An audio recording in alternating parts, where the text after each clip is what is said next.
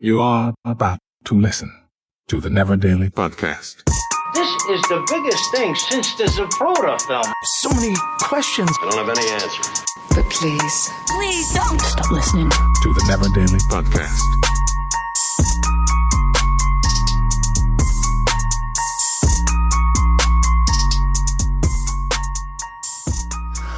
Welcome to episode 2 of season 5 of the Neverdaily podcast. Yeah. Yeah. Just what I thought. Oh. Stop it. Hey, here's something that I didn't know existed until I can't even believe it really exists. What?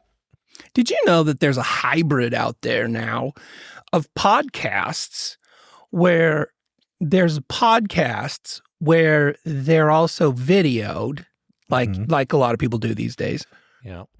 But the podcasts are interviewing people and like porn actresses, for example, or OnlyFans people. Yeah. And then after the podcast interview, everybody on the podcast has sex together. Well, that's fun. Did you know this? I didn't. No. Yeah, there's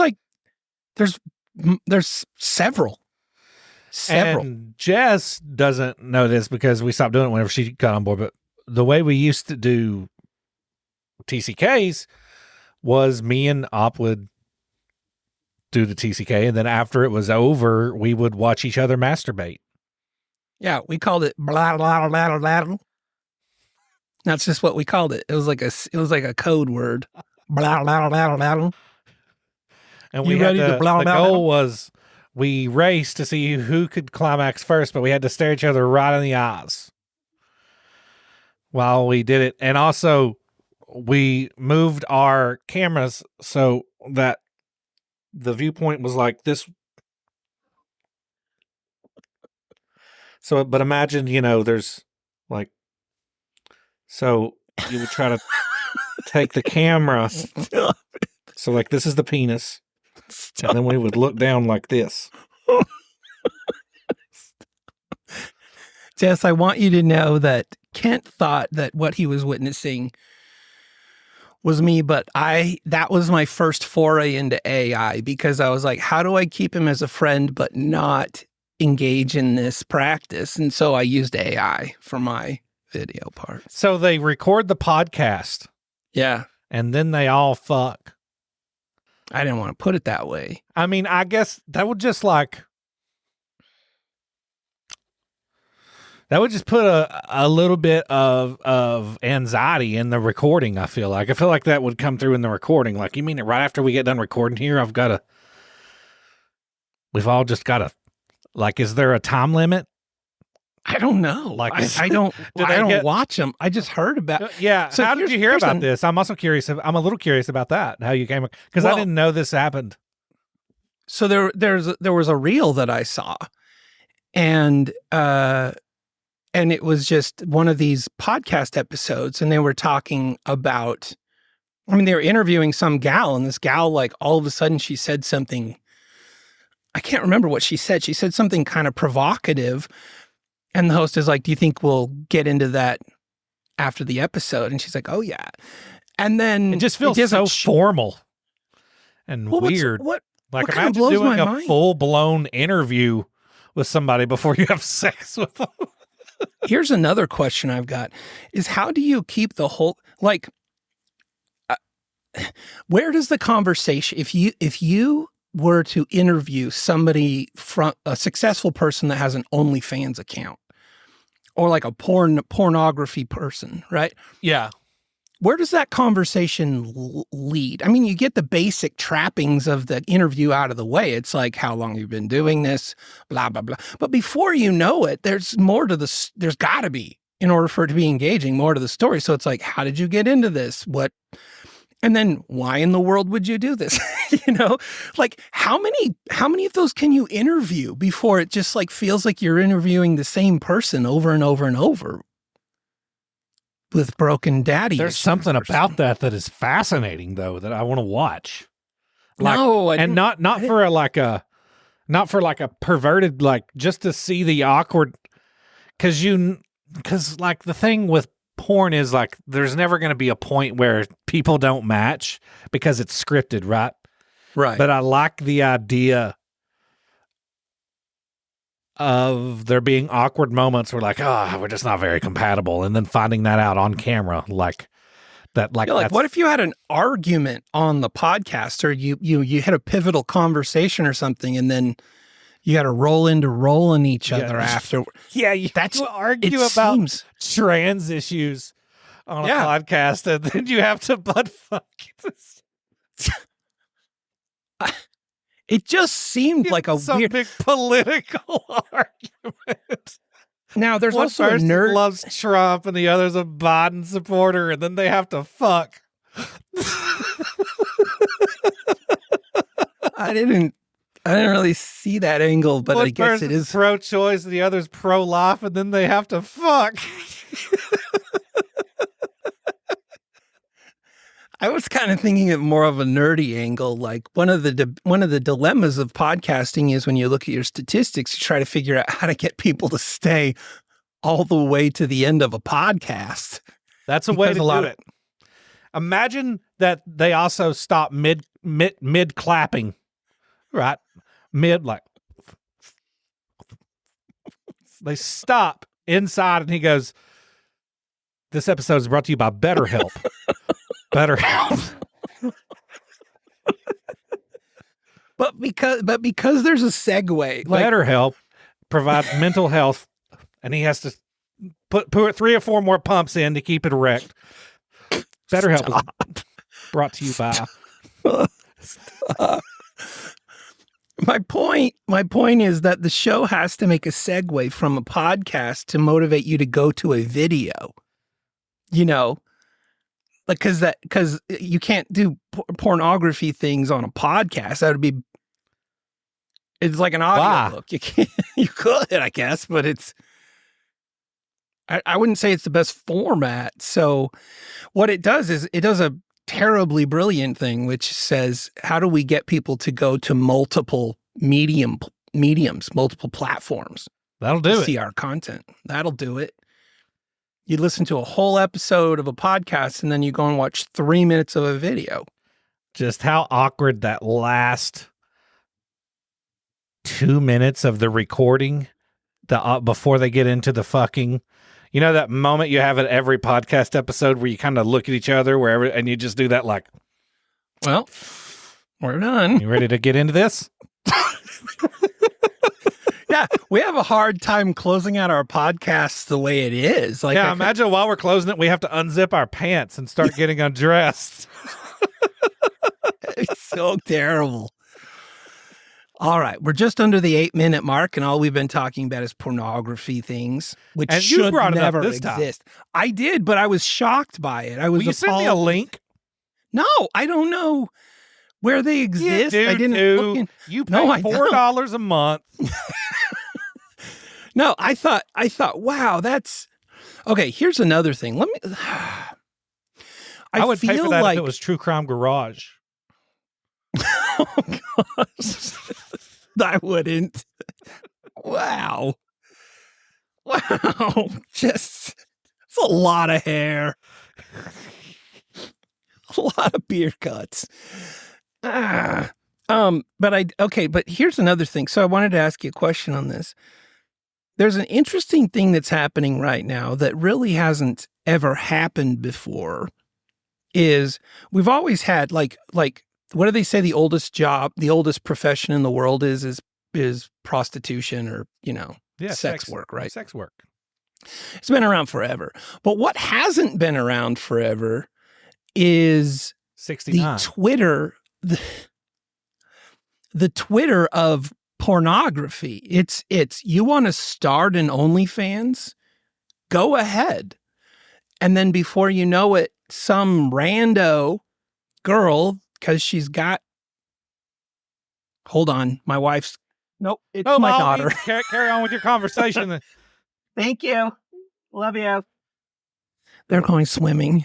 That was almost awkward. But my point was this is it's a runaway train. It seems like where we're at right now with things, because anyone can sign up. And pretty much, I would have to say, statistically speaking, if you've got anything to look at, even I would if you assume don't, you're gonna I would sign up for the OnlyFans of anybody that I know, just out of curiosity. Okay, so there's a good point. So how do you reverse like the guy that I worked beside at B&H Tool and Die? If I found out he's a 60-year-old, if he's like, I've got an OnlyFans, I'll be like, well, I've got to fucking sign up for that, because what is he putting on OnlyFans? I'm talking from attractive to completely unattractive, both sexes. Like, it wouldn't even be sexual. It was just like out of curiosity. Yeah. Oh, totally. Yeah, I get it. So here's my question. And I think this is a dilemma that a lot of parents and family face, is how do you go about telling your Insta famous daughter, who's now making $20,000 or more a month, doing this victimless? Yeah, they would say, providing an argument. Well, that's my point. So is it a downgrade in our society to have this whole new legion of, I mean, statistically speaking, we're talking about more women than men, I would assume. This whole legion of women that are going to have this as a component of their where it was one thing if you were like a porn star and then you ended up not being a porn star. You know, it worked out for some of them, or they just disappeared and, went and became paralegal or whatever they do. But it seems like this one's a little more out there, a little more public, a little more. Yeah. Like, I don't know how you transition from that. Also, talk to a drug dealer and say, yeah, once you know the kind of money you can make as a drug dealer, good luck giving it up and going getting a job at Hardee's. Exactly. That's why my argument for what you're saying is I'm all for it. I think it's great. Hey, if you can pay your bills and try and make that much money just by taking a few naked pictures, fuck yeah, girl. Fuck yeah, dude. I mean, I think very few dudes can do that because girls aren't as the way guys are with boobs. Girls don't look at dicks. Most girls don't look at dicks like that. They're just like, put that away. Like, yeah. Girls like the idea of dicks better than actually seeing the dicks. It's like, if they're going to see a dick, they would rather see it through like an imprint and some gray sweatpants. In general, I feel like, than just the dick is out. Hey, it's like, they like the whisper of a dick, not it yelling, but all that aside, I feel like, and also that was a generalization. I'm sure there are girls out there like, hell no, I don't like any fabric between me and my dicks. Well, yeah, no, there's all kinds. But I feel like this is a great thing. If you could pay your bills, hell yeah, do it, girl. My only issue is, much like with podcasting or YouTubers, as long as you don't pretend like it's an actual job that deserves respect.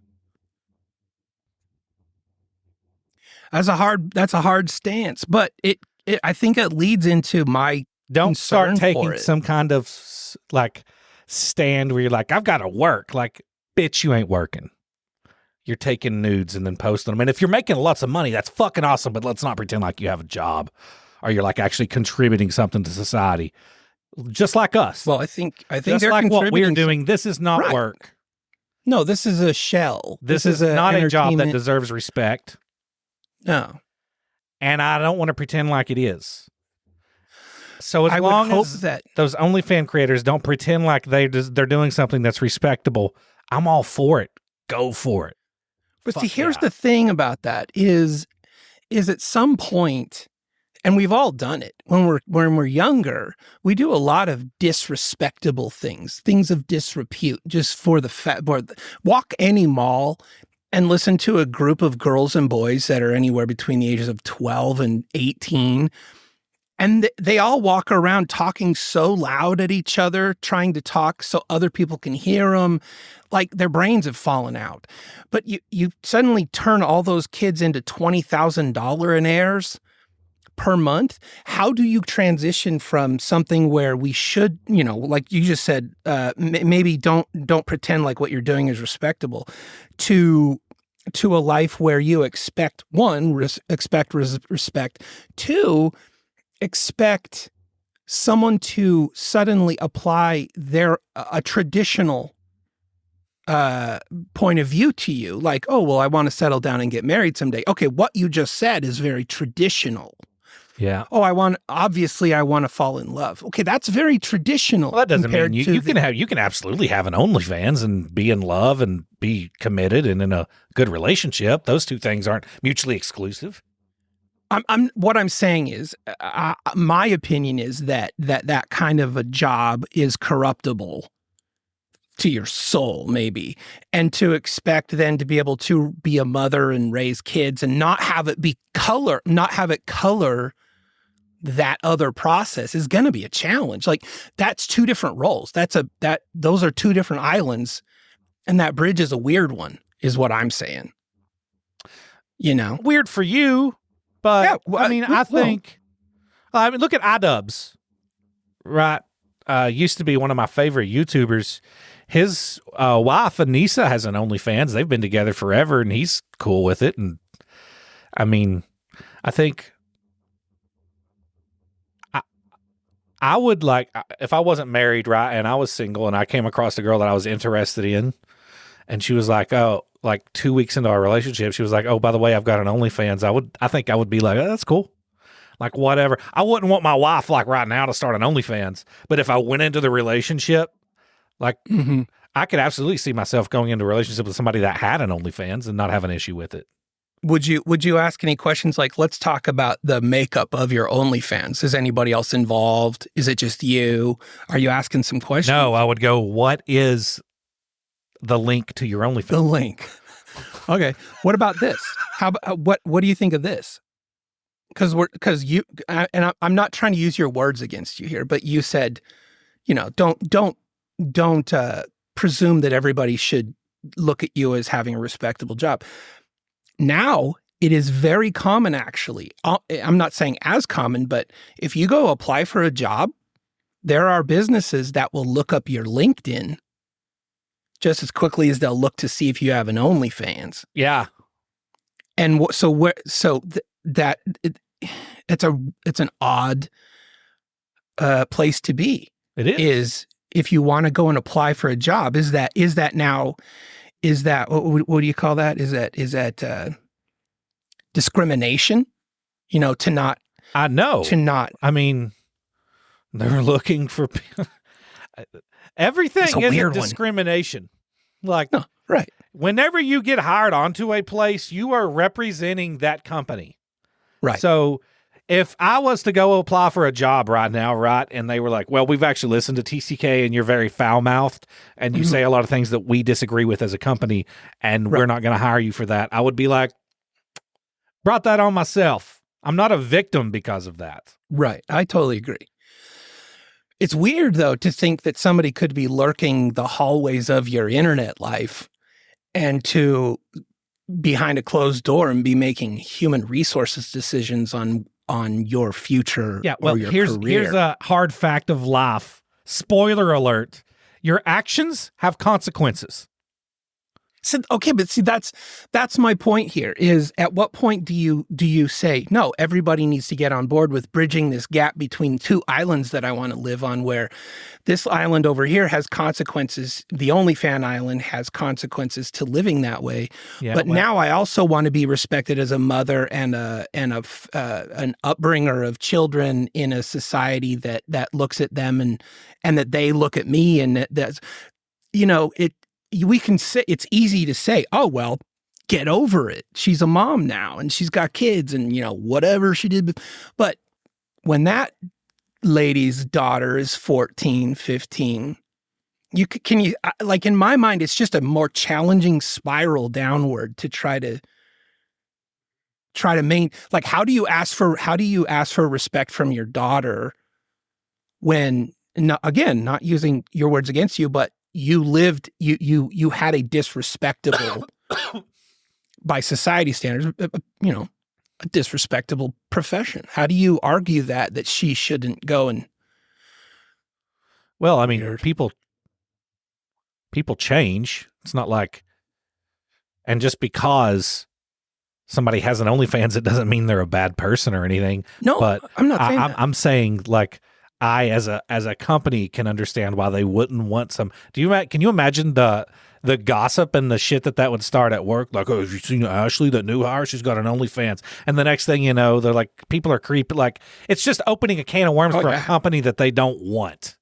But that doesn't mean that they don't.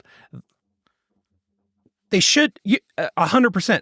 I'm just saying, like, okay, then it seems to narrow their options like right away. And I'm wondering how far into the future does it narrow their options? It's seems not thinking into the future, and hopefully they can keep having an OnlyFans. That would be great. And maybe they can, with an OnlyFans, have a family, and that would be great too. And I think it can be done. I think it's done every day, probably. I mean, pregnancy is one of the like biggest fucking fetishes out there. So switch. Really? Yeah. Wow. Really? Yeah. Girls being pregnant, that's a big fetish. It's probably as big as feet. Feet are... we're in a world I don't even understand right now. I think it's great. I think OnlyFans is great. Just as long as you don't pretend like you're doing something for the world and you've got a hard job, or if you got a job at all. Just like podcasts. You know what I would say? Just like us. I would say if you're listening right now and you are in the world of finance or in financial planning, there's a market there. Because if you want to appease both Kent and Mai's opinions on this, those girls who are cranking out the Benjamins by cranking out some film of their John Adams. Is that what you call them, the John Adams? That I've never been softer in my life. That's my penis just retracted inside my body. A John Adams. Have you ever said that in bed? She takes her panties off. You go, fuck yeah, baby. Look at that John Adams. The demographic I was just speaking to is the financial planner community. I was about to say there's a market here. Across the top of your John Adams there. You should go. If you're a financial planner, you should seek out these OnlyFans girls and help them to make sure that they have a sustainable future with their money and help them invest it better. Ooh, John Adams got some lips there. Okay, moving on. Dang it. We finished the last episode and Jess said, your mom's going to hate that episode. And then we just did this part so far. We're 22 minutes in. And Jess, would you agree? My mom's going to hate this. What percentage of OnlyFans would you say are men to women? Like, how many men can successfully pull off having an OnlyFans? And it not, maybe to a gay... Like, well, I think there's a community probably out there. Gay dudes have the same, like, graphic, like, desire as straight men with women, right? Because... I would wager that, like, yeah, I think the world of sensuality covers the whole spectrum. What's that, Jess? Wait. Do you want to know? Yeah. It says, as of May 8th, 2023, the majority of OnlyFans users are male, but... Yeah, that's not a surprise. I figured that. What? No, it says 87% of them are female... creators. Entrepreneurs is what they call them. Oh, that's what they're... So 87%... So that 13% are males. Right. 98% of content on OnlyFans is adult content. So what's the other 2%? Like crochet? Mukbangs. Like what else could... Eating? Like, yeah. I'd be really interested to see what else is thriving in that 2% category. It's like some really good bricklayer.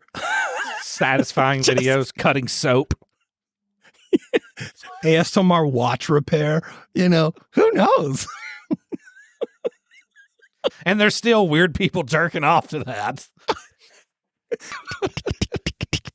Oh, yeah. I've never even... Goodness. Is OnlyFans an app or something? I've never seen an OnlyFans, so I don't even know like how I really works. don't know. I'm talking completely out of my hat because my guess would be, I would guess that it's like Patreon where you go and Jess, you have an OnlyFans. How does it work? Yeah, so OnlyFans is an app. I don't have an OnlyFans. It's an app. It's an app or a website. I mean, you could log in like Facebook to OnlyFans.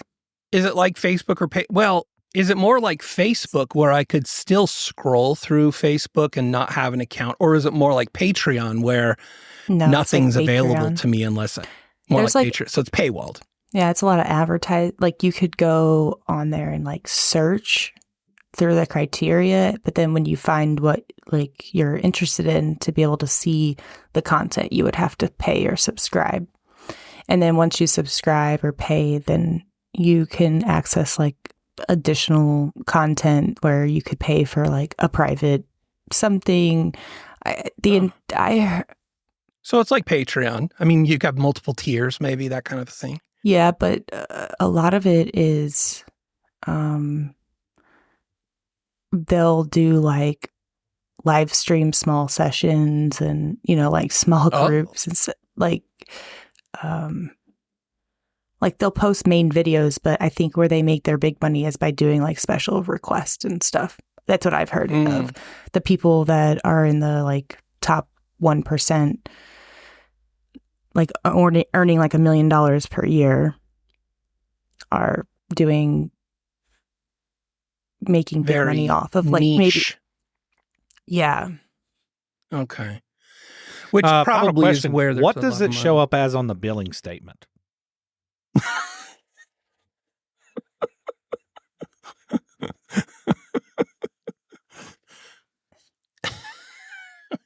And to answer your question about a respectful job, like, well, you're raising kids right now. Yeah. How would you feel? Do you think your kids shouldn't take you seriously? I have to tell you, I struggle. I feel like our job is no different than an OnlyFans job.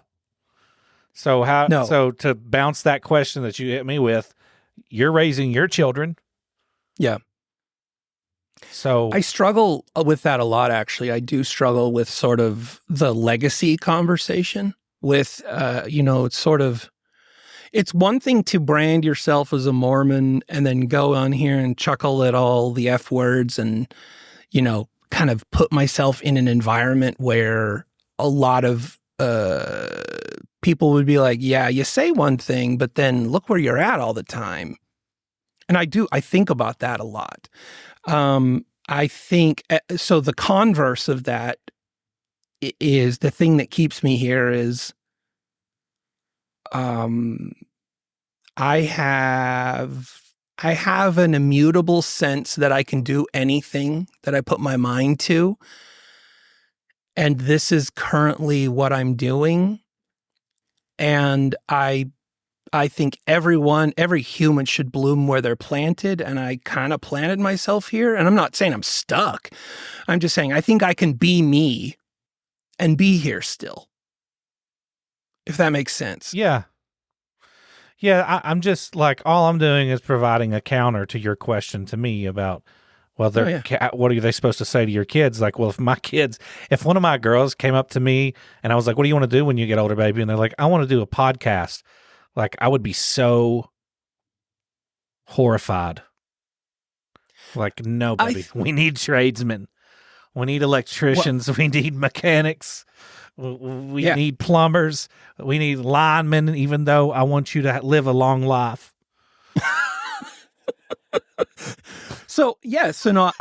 Okay. So when I think of myself personally, like I think of a eulogy.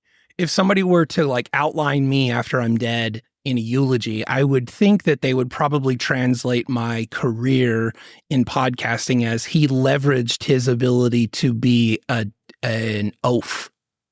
He leveraged his ability. Their ability to have giant, beautiful tits. Yeah, You're just providing what you've been given with naturally, and that's fine.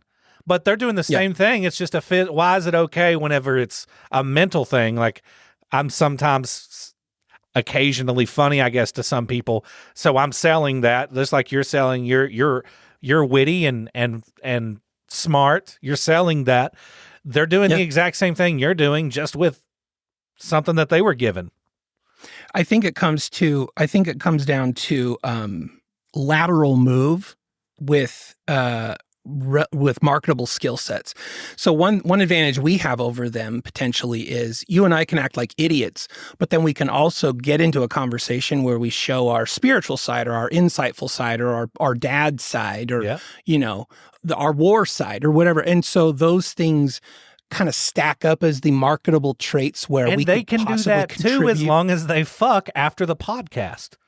Hey, exactly. Good point. But see, but if I roll on somebody's OnlyFans and I'm only there for 4 minutes, I'm not going to be listening to her profundity on global politics or as a mom or I'm there for it's very singular. Now I will say I think that there are some have proven that they market themselves well enough that is a skill that they can take to the bank afterward and be like, I can come into your company and show you how to make your content more.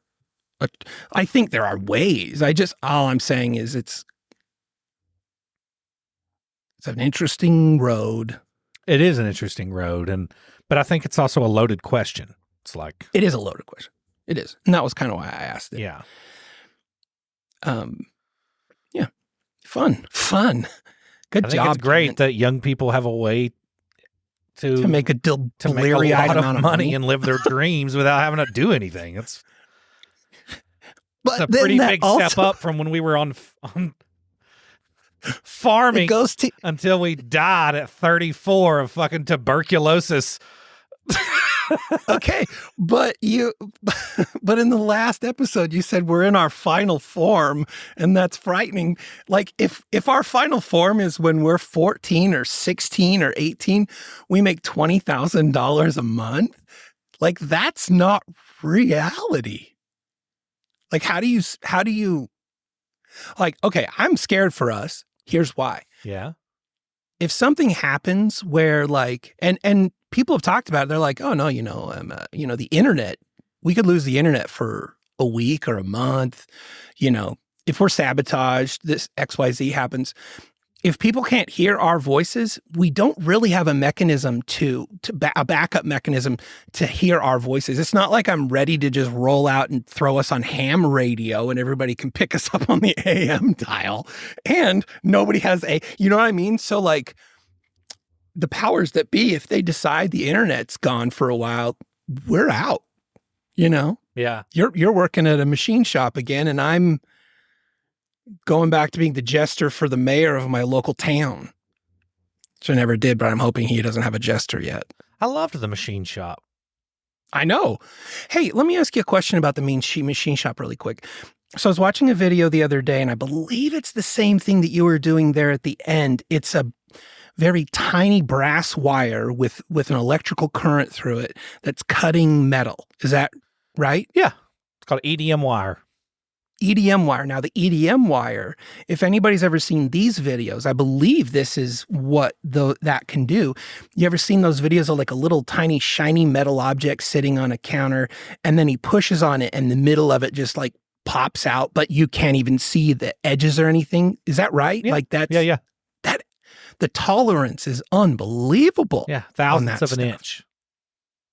The tolerances on them are so great that you can take, say, a 2-inch plate, steel plate that's, say, 20 inches long, 20 inches wide. You can cut out an elaborate design, an extremely elaborate design, but just for the sake of talking here, let's say a star. And then you can go to another plate and cut that same star out and take the slug from that plate, right? The star, the part that fell out, over to the other plate and put it in. And whenever you hold it flush, you won't be able to see the lines. From the other one. That's how accurate from one to the next. You could take your fingernail and run it across it. And if you close your eyes, you can't feel the lines. Okay, here's a question for you, because this makes me think about if I have, like, let's say I have a circle of wood and I want to cut a design out of the middle of it. I have to start. No, okay. I'm just saying hypothetically because I don't have one of those EDM cutters. But if I want to cut a design out of the middle of that, I have two options. I can either start cutting through the side of the wood into it and then cut the design, or drill a hole and then feed my blade into it with the coping saw or a bandsaw. So how do they do that? So can you start in the middle, or do you we have what's called a hole pop. It's called a hole pop machine, and it's an electrode, a charged electrode. And it's hollow, it's brass, it's hollow. It shoots a stream of water out through the center of it, the hole pop does. And it's also electrically charged. And you mark where you want to start your cut on the plate, put it under in this hole pop machine, and it lowers this rod down that's spinning, and it just bzz, bzz, bzz, bzz, and just hole pops a hole in it. And then you put it in the machine and feed your brass wire through, put it on the other spool, and hit start. So that's where I was getting the part where I'm like, can you manually thread the brass wire through? Okay. Not only do you not have to do it manually at the machine, you just line it up with the hole and then hit feed. And it shoots a high-powered stream of water, and then that brass wire will feed through that stream of water into the other nozzle on the bottom. And then you terminate the brass wire on the other end, on the bottom end. You have to like secure the brass wire. No, it catches itself and feeds onto a spool. No. Yeah. Wow. The days of us having Fafs and Berninas and Singers and Husqvarnas where we had to manually feed thread through a needle to sew some pants. Now, with that being said, that's ideal.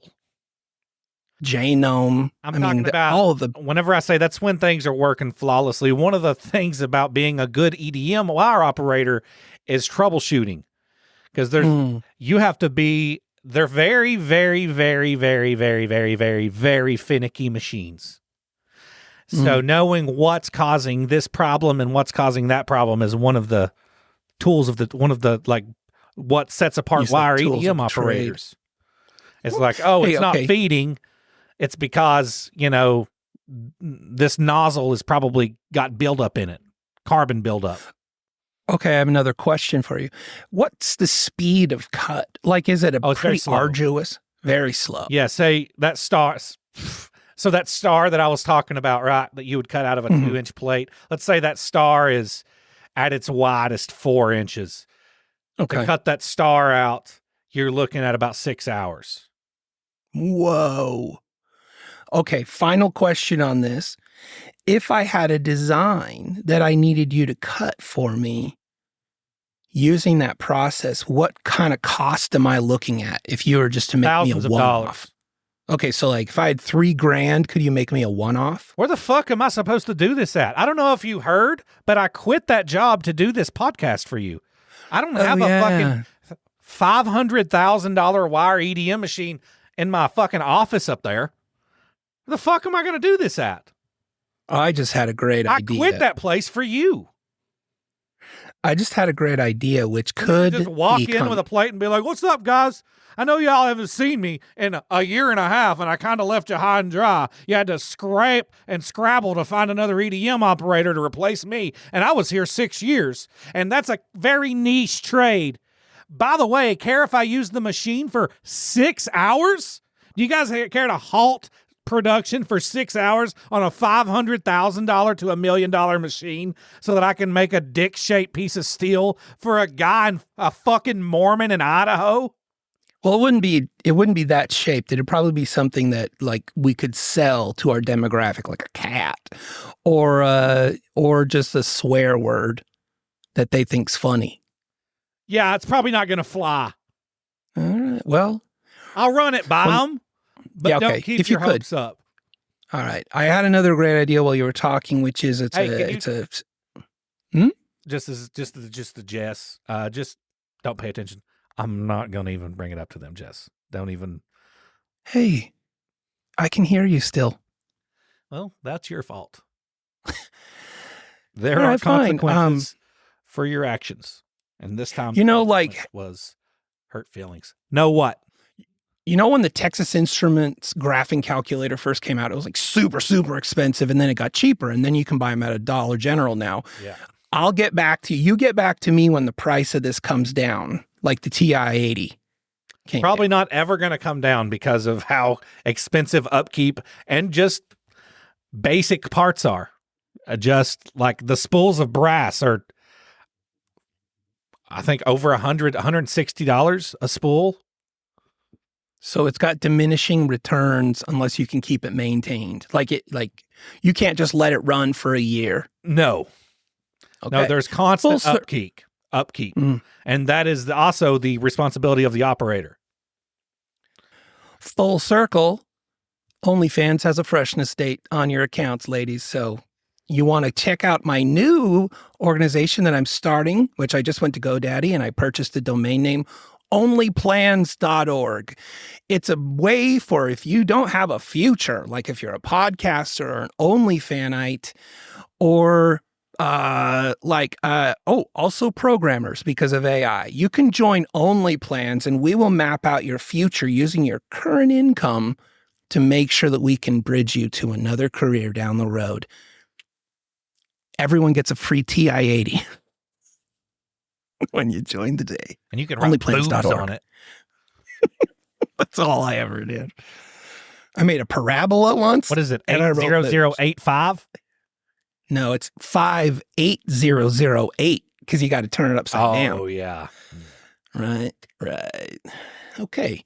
Well, that was stupid. Oh, guess what? Yeah, you're supposed to say what? What? You're supposed to. Hey. Oh, look at little Oh, man. my goodness. Look, Jess is bringing a child into the room. Oh. That's not a her. Wait a minute. That's That's not a your little child. girl. It's a little girl. Hi. Say hi. Hey. Say hi. What's her name? Her name's Rowan. Rowan. Hey, Rowan. Oh. Say hi. Hi, Rowan. Hi. Were Can you put her napping? headphones on? No, put them on. She You want to so wear the cute. headphones? No. No, Oh. she's not having it. No. You scared her off. Hi. Pop. Oh, she is You cutest scared her. thing. Now, we're on a podcast and you can't see, but Jess brought a little girl into the studio, and that girl has, she's got Jess's eyebrows. She has the same taste in clothing as me. She has the same hairstyle as me. I don't She's wear a little bit of sleeves all either. three of us. She's really confused. Oh, Can you I say would hi? too. what is she looking at over to her right? Hi. I mean, you got to look at this from her point of view. She was playing 1 minute, and now she's in a dark room looking at two bearded fat guys. She was Just napping waving. in my bed. She was napping, Oh. and her mom is She's in so my cute. swimming pool. So Oh, okay. Oh, she's adorable. Yeah, she's like a little bit of all three of us. So she's our new 1159 mascot. look at her Rowan. eyebrows. Look at those eyebrows. They're so finely crafted. Okay, bye bye. Mommy's Oh, she's so cute. here, mommy. She made. I don't know about you guys, but I do get baby fever, and I've had baby fever lately. What does the back of that shirt say, Jess? Is it home of the free because of the brave? Says sunshine state of mind. Oh my gosh, that's just as bad as Home of the Free because of the Brave, which was a shirt she was wearing the other day. Sorry for the interruption. But it's Snappy Flavor Friday. Creepy pasta. I just broke No, something. no, no, no, Fell no, on the no, no. floor. Me in the Doug in the comment section says Op needs to spend the weekend camping in Mullen Station. I'm guessing is that a Doug from my hometown? How does he know about Mullen Station? But is he talking about? Is that a euphemism for like your underwear? Mullen Station is a place in the woods. It's got a cave system. The cave. Yeah, it's kind of abandoned. It's a very creepy part of my hometown, and there's been a lot of deaths there, murders, stuff like that. Oh, it's that Doug French. Okay, one of my old pals, Doug French. Doug. Hey, Doug. But yeah, it's Doug, just remember? a lot of shady stuff has went down at Mullen Station, and you going camping down there would be fun because of how pure you are. Because of because of how street I am, you'd think I'd get down there and be like, oh man, this is nothing. This place like isn't that. street. This place is woods. This is like wild and wonderful whites of West Virginia. Like just there's been so many really? bodies found down there. It's basically the dumping ground for bodies. That's what Mullen Station is. Really? And it's got a cave system, and there's two giant. They like started for whatever reason building into the sides of these because it's a canyon, right? And they started blasting into the side to build two like tracks for trains through the mountains. But they stopped like halfway through the mountain. It's like a board or so now there's just this big ominous hole, two holes where it's just a big black hole in the side, and it's really creepy. Really? Yeah, I didn't know that's the Doug we were talking about. Doug and I were talking just the other day about his daughter makes the best decaffeinated frappa you've ever had. I don't think we're talking about the same Doug. No, I'm pretty sure we are. Hey, Doug, hit me up in the comments there. Doug, are we talking about the same daughter? Decaf frap, right? Am I mistaken, Doug, or is that right? I'm on, Doug. We're talking about the same Doug. Oh yeah, bet you we are. I'm trying to. What I'm doing right now, just so you know, is not the same guy. Oh, whatever, Doug. You know we're talking about. Doug, you were drinking Purple Toad wine, and we were talking. You remember, Doug? Right, Doug? We were talking about your. Right? Hold on, I'm having a problem with my creepypasta here. When I try to minimize the screen, the whole screen goes white. Keep talking, and I'll pull it up in a separate. Damn it! Yeah. No, it's fine. I'm trying to. You're doing okay. I'm not. I'm panicking. No, don't. We could just do something else. Here we go. I've got it. Fuck it. Here we go. This is called I Can See in 4 Dimensions, and it was written by Stephen Allen. It's Creepypasta Friday. We're just going with it now? We're not, like, taking any time? Going with what? We weren't going to talk about, like, I thought we were. Hey, are you part of Doug's? You said creepypasta. You told me to read the creepypasta. I start reading it, and then you're going, we're just going to read the creepypasta? You don't want to take any time? What the fuck do you want to do? You tell me what you want to do, and we'll do that. I thought we were still talking about Doug. I was going to mention how he and I are in the same It's bike not gang. the same Doug. He just told you in the comment section it's not the same Doug. He told you that. I read it. You read it. You're the one that read it. But Doug, come on, Doug, say something that you know I know about. All right, fine. Never mind. Go ahead. Amber Raptor says, nice shirt, Op. Sing a song, bitch. She didn't say bitch. She said Op.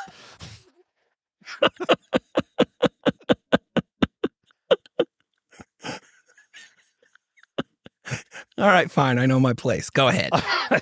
It's Creepypasta Friday. This one's called I Can See in 4 Dimensions. It was written by Stephen Allen. And here we go. It says estimated reading time, 6 minutes. It is currently 3:12 my time. That means I should be done with this by 3:18. Let's see how accurate this is. I Can See in 4 Dimensions by Stephen Allen. Let me clear my throat.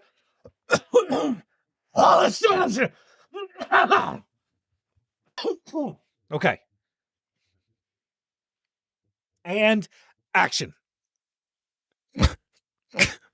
Took us a long time to. I can see in 4 dimensions. If that concept is a little hard to understand, I get it.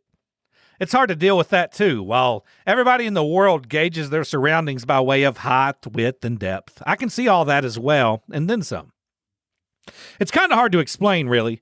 I see all the same qualities that you do, but it applies a bit differently. For example, if you were to show me a basketball, I can see all of that at once, not just the one side that's facing me, but the entire sphere. Shadows, while they're cast on a two-dimensional plane, such as the ground, to me, they have depth and features. It truly is a unique experience to just be walking down the street and being able to watch people's shadows exist three-dimensionally. While certainly being very different, this strange ability doesn't really hamper my life at all. I lead a relatively ordinary existence. I have a wife and 2 kids, and I work a typical 9-to-5 office job Monday through Friday. Button factory.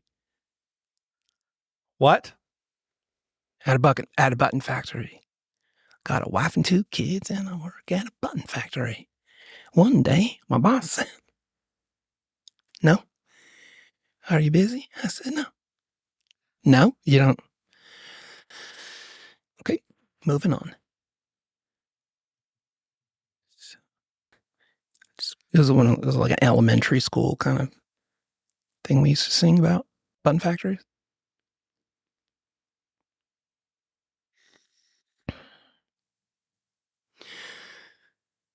Figured it was kind of a universal song of our people, white people.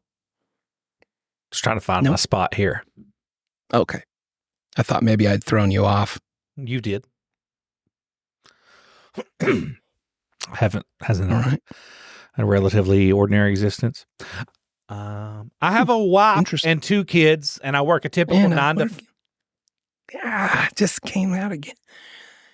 I work a typical 9-to-5 office job Monday through Friday. I go out and do friends. I go out and do things with friends. I go out and do things.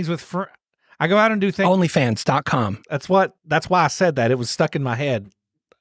The podcast thing about them fucking. That's why I said I go out and do friends. I go out and do things with friends, and I love to go fishing. None of these things are overtly different in 4D. Be it a gift, a curse, or something in between, it was something I was born with. Ever since I could remember, I saw in 4D. I didn't even know it was unusual until I made mention of something that no one else around me could perceive. That made for an awkward exchange at school. Later, my friends would take me to see 3D movies, which I have to say are rather underwhelming when you can already perceive beyond them. It was a waste of $3 extra since for me, every movie is 3D. Movies to me come across more like stage plays. I honestly don't know what it's like to view action on a 2D screen. People have always assumed that I'm making it all up simply because they couldn't see what I saw. I can't blame them, really. Kind of like people with tetrachromacy who have extra rods and cones in their eyes and can see colors that other people cannot see. I'm not going to lie, I'm actually kind of jealous of those people. I mean, it must be cool to see all those other colors, but then how do you relay that information accurately to others? How exactly does one describe a color? It's just something you have to experience through your senses that you can relate to other people's common experiences of. I figure there's something that some of you out there are wondering, and the answer is yes. I do dream in 4 dimensions as well. Dreams are oftentimes based on our experiences, and that is how I experience the world. I've been asked to do lectures at universities and to write articles about my perceptions of the 4th dimension.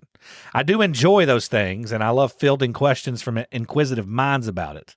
I even got a pretty penny to do a big guest lecture at UC Berkeley in a physics class. I would almost always begin every lecture with the same bit about how the 1st dimension doesn't truly exist. The 2nd dimension was anything you can map out on the X and Y axis, and the 3rd dimension was how normal people perceive things and can be mapped out on the X negative, Y negative, and Z axis, or the X, Y, and Z axis. The 4th dimension was how I saw things, and the 5th dimension was an R&B group from the 60s and 70s. That usually got a chuckle out of at least a few people. There is one major drawback to having the ability, however. That is that while I can perceive the 4th dimension, I am concerned with what lies in it. I believe the reason people by and large cannot see in 4 dimensions is because there's stuff there that we simply weren't meant to see and understand, and it would fully defy all comprehension. The scariest thing that I perceive on a regular basis is that when I look up at the night sky, I can see things beyond our understanding. Dwellers of dimensions beyond. They are large, powerful, horrid creatures that defy description. They lord over us, impassively watching our every move. I don't know if they know that I can see them. I imagine they do. I believe them to be the gods of our civilization. They mostly stay at bay, not moving all that much, just watching us. However, there's one thing that's been troubling me a lot recently. That being that when I look up at them, I oftentimes see... What are you laughing about? What? I just What is it? Look at Amber's name in the back door. What's her? It's fucking Amber Raptor. What? That's actually what she wrote. What did she write up? No, I can't say it. You say it again. It's fucking Amber Raptor. That's her name. Suddenly in my mind, I thought that is the title of a horror movie.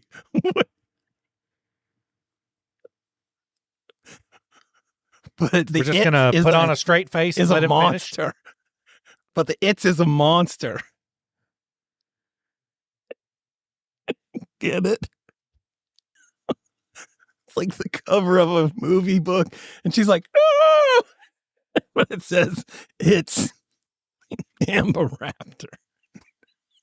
Like it's actively doing that to her.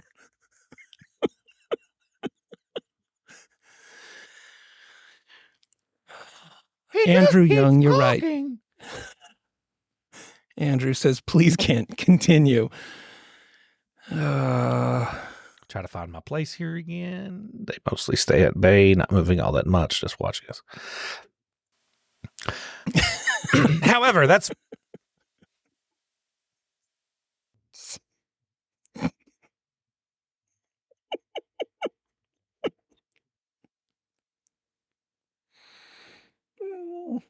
Sorry. Okay. He can't stop. It's just such a funny horror movie concept. Like anywhere she goes, suddenly this thing comes out of nowhere. Not again.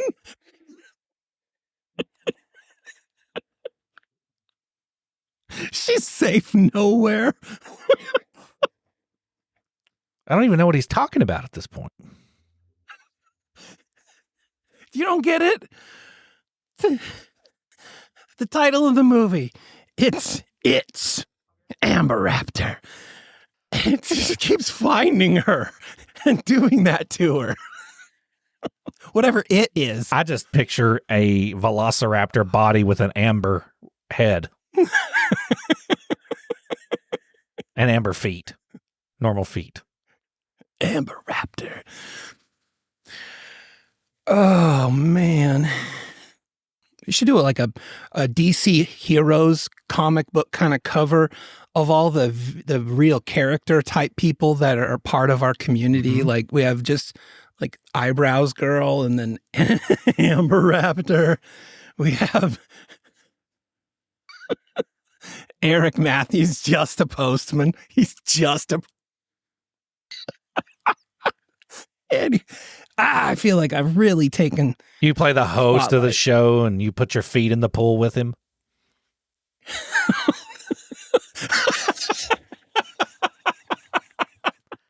And that's a deep dig joke. That's a deep so few dig. People are... No. This is an important moment to clarify something. Andrew Young is in the back door access right now, and Andrew Young was actually the one that came up with the idea for the token black friend segment that I plan to do. He said you should do a token black friend segment, and then I murdered it and turned it into the Tolkien black friend. Right. And he's like, no, you missed the point. I was gonna.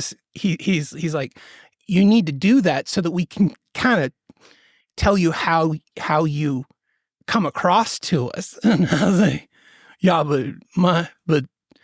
but the other way is kind of funny too, huh, Andrew? And so I feel like yeah, you often miss the point because it's Creepypasta Friday, and the point of Creepypasta Friday is to read the creepypasta. Right. Yeah.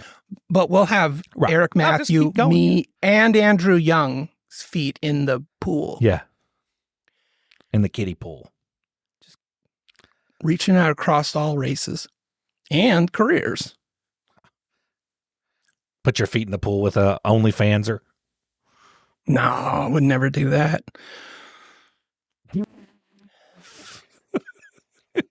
just a post office worker and Andrew Young. Can I get back to this? Sure. Yeah, I wasn't going to stop you. Does anybody even remember what we were talking about now? I don't.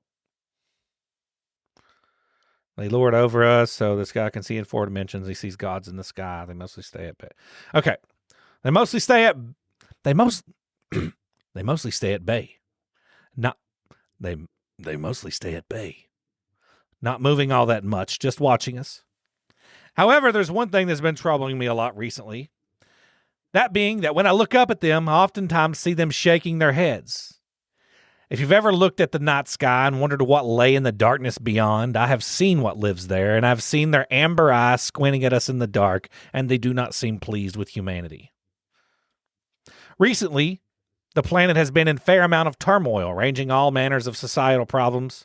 There are large amounts of political and civil unrest in many countries throughout the world. Several diseases have become far less curable and treatable, leading to a larger number of deaths. The one that strikes me the most, however, is that of what's going on in nature.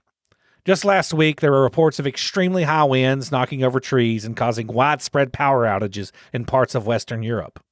When I saw the news report on TV where a field reporter was stood outside near a road and talking about the devastation, meanwhile, the wind was still fierce.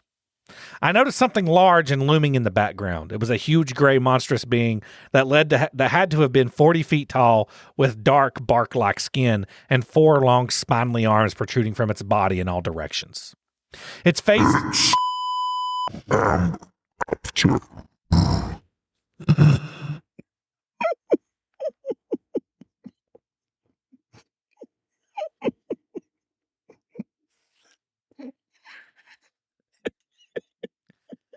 Its face featured a gaping maw filled with long, sharp teeth, and fuck you up. Its face featured a gaping maw filled with long, sharp teeth and glowing amber eyes.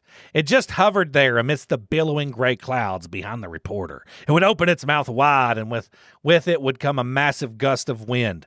It was obvious that no one on the news team, not the reporter, cameraman, or producer, could see it, but I could. As crazy as it sounds, I think I know what I saw. I believe this was Mother Nature. Or at least the being that humans have credited as such. It had been over a week that particular part of Europe had been without power, and the reports of the resulting unrest were disquieting, to say the least. People had resorted to stealing from their neighbors, with there are even being one report of a man killing his elderly neighbor for what little food she had left in her cupboards. Things were swiftly getting out of hand. Another such incident involved a building catching fire in a large urban area. So far, there are no clues as to who may have started the fire, whether it was arson or an electrical mishap or anything really. Only when I watched the news report that night, off in the distance in the night sky, I saw a pair of amber eyes that I had been accustomed to seeing. They sat upon a face that seemed rather pleased with itself. I couldn't be sure if that being had anything to do with the fire, but I had a sneaking suspicion that it did. However, the area with which I am most concerned is the political arena. In recent months, several major world powers have found themselves at impasses over issues of trade and foreign policy. A couple of nations have even begun talks of starting wars. That's the part I find to be the scariest. It all escalated last week when one of those countries launched a nuclear missile over the landmass of a nearby island country that they had been quarreling with. When taken to task over this, the leader of said country claimed that they in no way authorized a nuclear strike against that, or any country for that matter. I again have a hunch that whatever caused that missile to be launched came from beyond. I say a hunch because it's hard to get people to believe you when you see things that they cannot, and I saw something of the utmost disturbance recently. It started when I heard a siren that I thought I would never hear in my lifetime. It was an air raid siren. My country was seemingly under attack. There were reports of foreign fighter jets infiltrating our airspace and our missile defense system being down. This was it, I thought. Soon we may be all done for.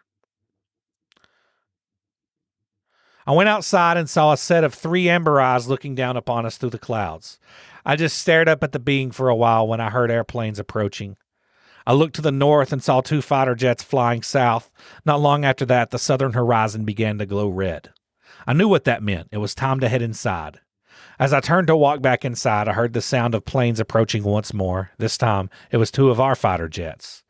As they soared across the sky, I noticed that the entity reached down with its long reptilian arm from one of the I noticed as the entity reached down with its long reptilian arm from out of the ether, extending its 3-clawed hand, and watched as it swatted the 2 jets out of the sky. It was a horrendous sight. After that, I retreated inside as fast as I could and battened down the hatches after making sure my wife and kids were safe. We then headed for the crawl space. This fucking ad. Go away. It's fucking ad. It's almost over. There's one more paragraph left. I'm having to copy and paste this last paragraph because an ad is right over it. If you have ChatGPT help you, you'll never have that problem. I would rather have this problem. Randy. Okay. So. Raven, you going to giggle every time you hear the word amber? Yes, I am. I can't believe this story has the word amber in it so much. Back to the story. Okay, back to the story. Reports said that we had been nuked and the war was imminent. The offending nation claimed no responsibility in the attacks, claiming that the pilots who bombed us had been rogue pilots. I believe them. I know what caused this. I know what caused all of this. I saw it with my own 2 eyes. Either way, my country has vowed swift retaliation, and war is all but inevitable at this point. It wouldn't matter what claims I would stake. No one would believe me anyway. I would probably just be thought of as some nutcase, but those higher dimensional beings, those gods of sorts, they impact us in our daily lives more than we could ever comprehend, and now bad things are coming. In summation, all I have to say is this. We are completely at their mercy. There is no stopping them. I don't know how much time we have left. I feel the apocalypse is fast approaching. Oof. Wait. Sorry. Oh, hold on. I don't know how much time we have left. I feel the apocalypse is fast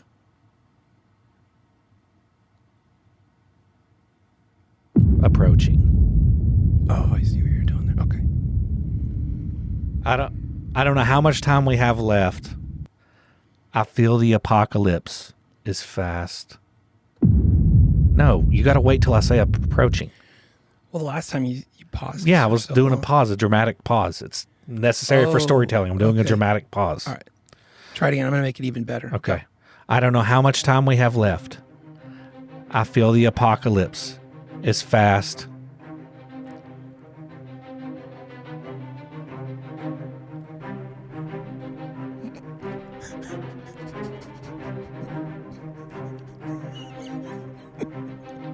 That's a long pause.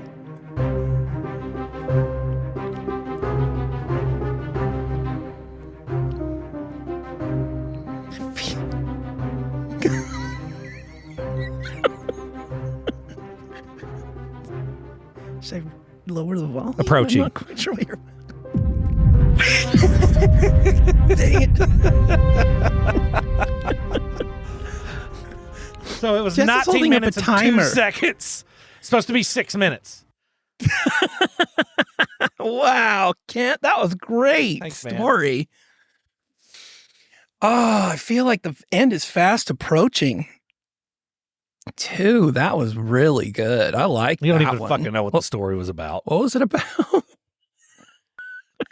There's also no way in hell I'm making it to the bank. Oh. All right. I'll just do mine really fast, okay?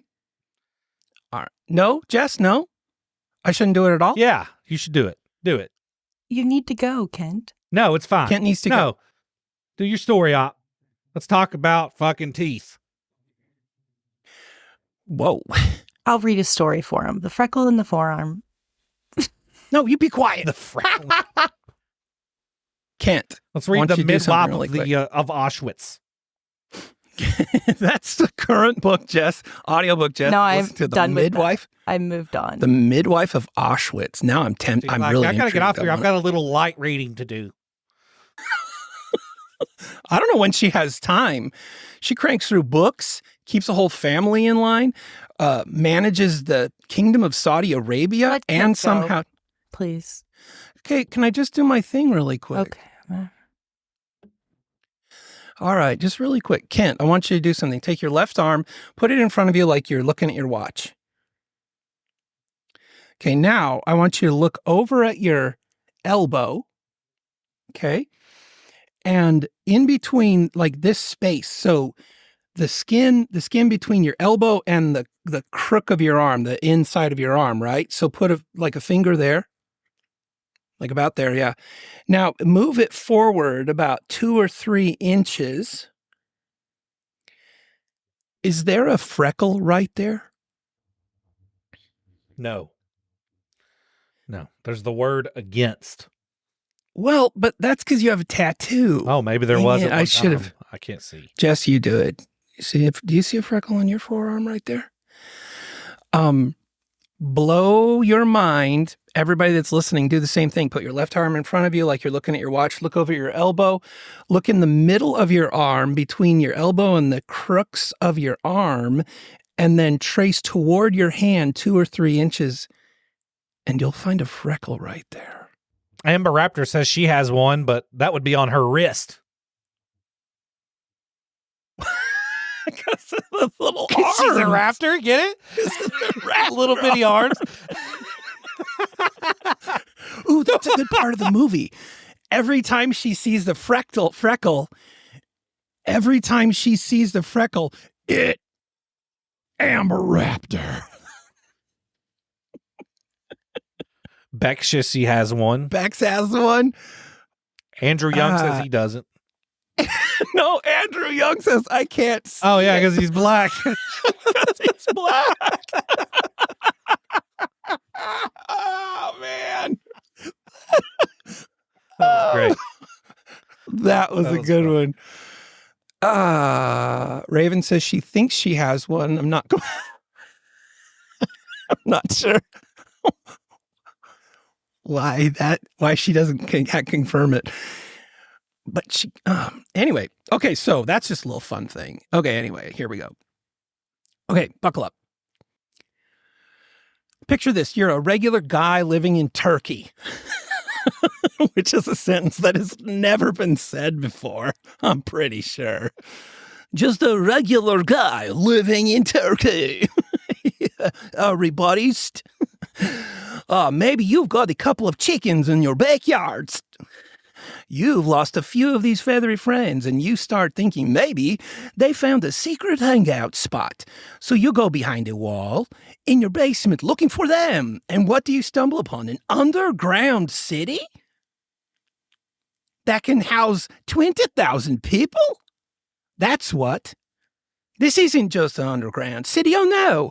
This is Daring Kuyu, an ancient subterranean wonder stretching 280 feet into the Earth's surface. It's funny how his Turkey accent is how just Op was in the beginning. This isn't your average. The Op accent basement. episode 1. That's crap. This isn't an 911 calls episode 1 Op. This isn't an average basement renovation project, folks. No, this is a place where once home to 20,000 peoples. Their livestock and all their food stores were there, too. It's the biggest underground city ever excavated in Turkey, and is one of many such complexes found throughout the region of Cappadocia. This place is big. It's got all the amenities, too. We're talking wine and oil presses, stables, cellars, storage rooms, dining halls, chapels. Heck, there's even a religious school down there. Each floor could be sealed off with large stone doors that rolled into place. It's like a fortress, but it's underground. Let's talk history for a second about this place.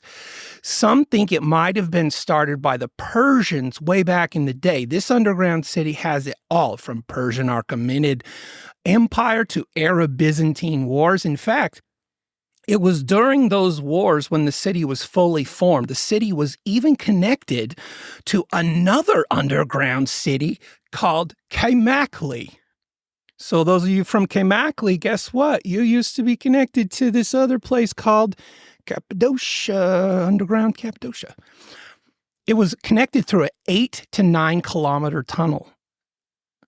But wait, there's more.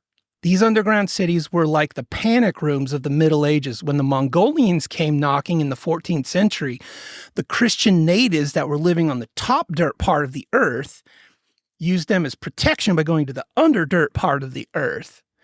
Even after the region fell to the Ottomans, the cities were used as refuges by the locals from the Turkish Muslim rulers. And I'm not talking about a unit of measurement. Those were actual leaders of the Muslims. And they were all 12 inches tall. Fast forward to the 20th century, and the local population, which included Cappadocian Greeks and Armenians, were still using these underground cities to escape persecution that happened to them periodically. But then in 1923, after the Christian inhabitants were expelled from Turkey and they moved to Greece, the tunnels were just abandoned. It's like the world just forgot about this massive underground city until 1963, that is. Remember our guy from the beginning? The one with the chickens? Well, he found a mysterious room behind a wall in his home while he was doing some renovations, and voila! He rediscovered the tunnels, reminding the world of their existence. It took a few more years, but by 1969, the site was open to visitors, and now anyone can go through his back door into this place and explore about half of the ancient subterranean city. So the next time you're doing some renovations at home, remember, you might just find a lost chicken, or you might stumble upon an ancient multi-level underground city that once housed 20,000 people. Either way, you got a great conversation starter for your next dinner party. An old bush light can and a rusty screwdriver is probably more likely.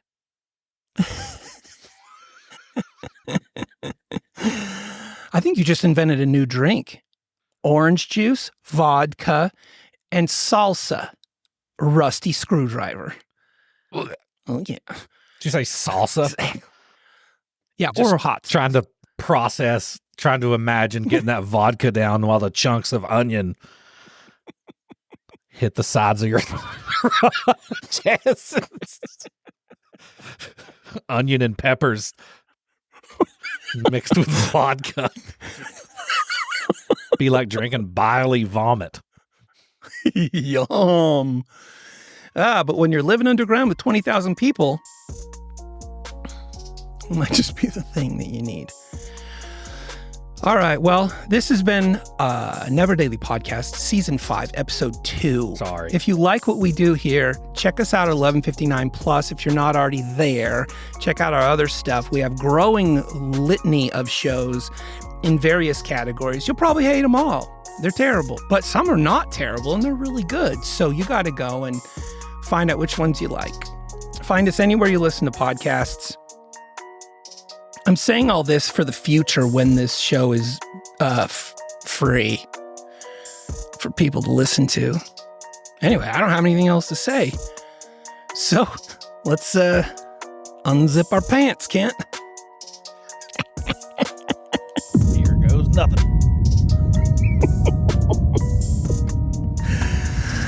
Hugs, everybody. Bye.